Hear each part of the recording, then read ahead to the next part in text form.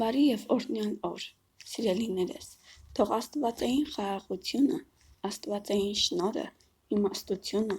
խորին իմաստությունը մեզ հետ լինի, թող որ մենք իսկապես հնազանդվենք Աստծուն, հնազանդվենք Աստծո խոսքին,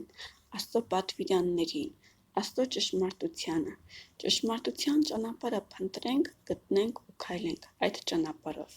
Մենք այսօր զրուցելու ենք Աստվածաշնչի ստեղծման առաջի օրվա մասին։ Ծննդոցի առաջի գլուխ 2-5 խոսքերը։ Երկիրը աներևույթ ու անպատրաստ խավար էր տիրում անդունդի վրա, և Աստծո հոգին շրջում էր ջրերի վրա, և Աստված ասաց. «Թող լույս լինի», և լույս եղավ։ Աստված տեսավ, որ լույսը լավ է, և Աստված միմյանցից բաժանեց լույսն ու խավարը։ Աստված լույսը անվանեց ցերեկ, իսկ խավարը գիշեր, եղավ երեկո, եղավ առավոտ, եղավ մեկ օր։ Մենք տեսնում ենք Եսայի մարգարեության 45 գլխի 18 խոսքում ասվում է, որտև այսպես է ասում Եհովան, ով ստեղծեց երկինքները, Աստված, որ արարեց ու հաստատեց երկիրը, նա, որ կարգավորեց անջուր տեղը, չարեց այն,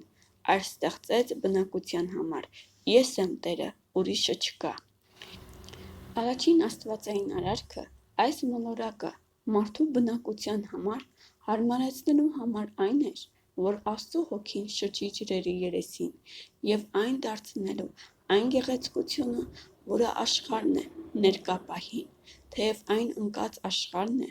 անհրաժեշտ էր, որ Աստծո հոգու շարժումը տեղի ունենար։ Երբ Աստված ստեղծեց երկիրը,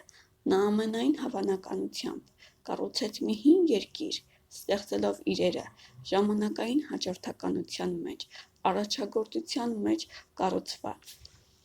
Օրինակ, Ադամը արդեն հասուն տարիքում էր, երբ ստեղծվեց, այնտեղ նպատակաուղղված տարիք էր կառուցվում, նմանապես Եդեմի այգու ծառերը։ Պողոսը գրել է. «Իսկ եթե նույնիսկ մեր ավետարանը ծածկված է նրանց համար, ովքեր կորստյան տանող ճանապարհի վրա են»։ Այն անհավատների միտքը այս աշխարհի Աստվածը կուրացրեց, որպեսզի նրանց մեջ չծագի Քրիստոսի փառքի ավետարանի լույսը, Քրիստոսի, որ պատկերն է աներևույթ Աստծո, որովհետև մենք մեզ չէ, որ քարոզում ենք, այլ Հիսուս Քրիստոս Տիրոջը, իսկ մեզ որպես զեր ծառաներ ի սեր Քրիստոսի, որովհետև Աստված, որ ասեց, թե խավարից լույս ծագի, հենց ինքը ծագեց մեր սրտերում, որպեսզի լուսավորվենք Աստծո փառքի գիտությամբ, որ ճառագում է Հիսուս Քրիստոսի դեմքից։ Աստված ստիպված չէր իր ձեռքով լույսը ձևավորել, բավական էր, որ Աստված միայն ասեր այն խոսքերը, որ լույս լինի, և լույս եղավ։ Սա ցույց է տալիս մեզ, որ լույսը ավելին է, քան ֆիզիկական լույսը, այն ունի նաև գերբնական կողմը։ Նոր երկնքում և նոր երկրում արև կամ լուսին չի լինելու, Աստված ինքն է լինելու լույսը։ Այն խավարը, որը Աստված հետագայում ուղարկեց եգիպտացիների վրա, Ելիցի 10 գլուխ 21 խոսքում Տերը ասեց Մովսեսին. «Ձեռքդ մեկնիր դեպի երկինք և եգիպտացիների երկրի վրա խավար կտիրի, թանձրամած խավար»։ Խավարը ուներ շոշափելի հատկություն, որը շատ ավելին էր, քան մենք սովորաբար կարծում ենք, որ կապված է խավարի հետ։ Դա կարելի էր զգալ։ Սա ցույց է տալիս որոշակի գերբնական տարր,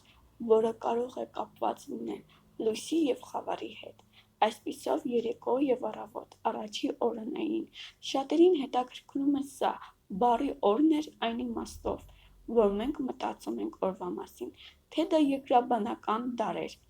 Ոմանք ասում են, որ Աստված ստեղծեց աշխարհը 6 օրում, իսկ ոմանք ասում են, որ նա ստեղծել է այն 6 հսկայական երկրաբանական դարաշրջանում։ Թեև այս հարցը քրիստոնյաների մեջ տարաձայնություններ կան, տեքստի ամենապարզ իմաստը այն է, որ նա ստեղծել է 6 օրում։ Թեև օրերն ամենավերջին էլ օրեր չէին, Աստված կհամարեր խոսքեր։ Թող օրհնվի մեր արարիչ Աստվածը, թող վար այս խոսքերը աստվածաշնչյան և այս մեկնաբանությունը լցվի մեր սիրտը, խորը արմատ գցի, ջարդ ու փշուր անեն ամեն սուտ, ամեն տեսակ կեղծիք ու ամեն տեսակ սուտ գիտություն,